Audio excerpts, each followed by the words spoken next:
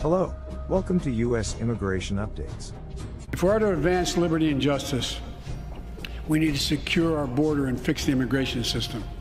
Provide a pathway to citizenship for dreamers, those with temporary status, farm workers, essential workers.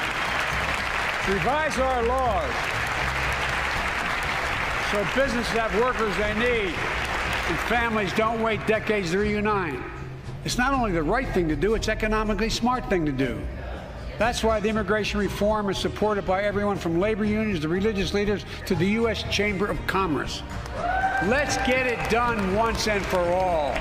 Today, the House is considering H.R. 3648, the EAGLE Act, a bipartisan bill that raises the per-country caps on family-sponsored immigrant visas and phases out the per-country caps on employment-based immigrant visas. At the 11th hour, at the end of the 117th Congress, while Democrats are colluding with a bunch of weak-kneed Republicans in the Senate to pass a bunch of money that we don't have, to borrow more money that we don't have, to jam through a massive omnibus spending bill at the expense of the American people, this body is about to jam through a garbage immigration bill that will undermine people around the world seeking to come here who are going to be put to the back of the line while colluding with big tech and big corporate interests to do it. Now, last time we discussed this, I talked to Republican Congressman Barry Moore, who dismissed this compromise from the right. Today, different conversation. Joining me now is Lou Correa, Democrat of California, who, along with several other Democratic members of the House, has previously called the proposal inhumane. Thank you so much for joining us. Appreciate it. All right, so look, I get that this is imperfect. I get that you don't support aspects of it. But if this doesn't happen, doesn't that ensure that A, no progress is made in more funding for processing cases at the border, and B, you don't get the dreamers having a path to citizenship? Number one, let me say that we're here to roll up our sleeves and do what's best for America and for the American people. Immigration reform, our economy, record unemployment rate, all screams we need immigrants working in this country. I'm here to work with people. Immigrants had high hopes for the EAGLE Act at the end of 2022, but the bill has once again been postponed. In January, the U.S. Chamber of Commerce, the nation's biggest lobbying group, unveiled its yearly legislative agenda and calling for overhauls of immigration law and federal permitting procedures as well as new trade deals. If you are interested in any of these topics, stay tuned to the end of this video for your immigration updates. If you like this video, please click subscribe button, like this video button and click the bell icon to get new updates instantly directly to your YouTube homepage on your smartphone or smart device. Now let's get into the video and find out what's new in U.S. immigration. Due to last 2 years of challenges, the total applications have resulted in extended wait times for U.S. visa interview appointments in some locations, most notably for first-time visitor visa applicants and immigrant visa applicants in some countries. Many applicants for U.S. visas are required by U.S. law to appear in person.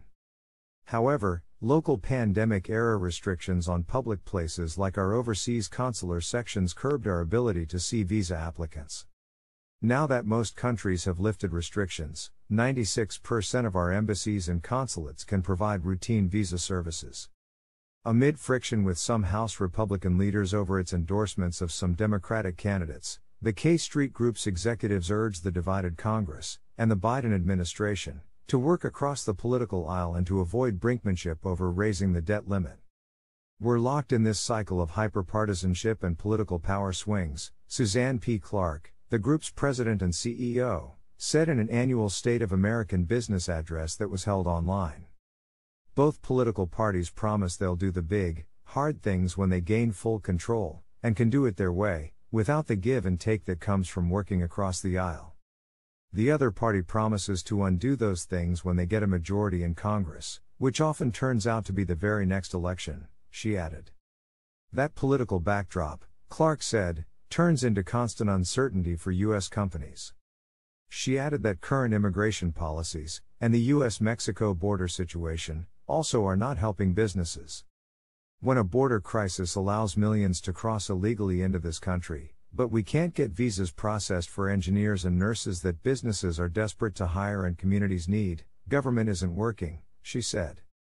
Both Clark and Neil Bradley, the Chamber's executive vice president, chief policy officer and head of strategic advocacy, downplayed previous rifts with House GOP leaders and said the lobbying group had no regrets about any of its political endorsements, which skew toward Republicans but also include Democrats like Virginia Representative Abigail Spanberger.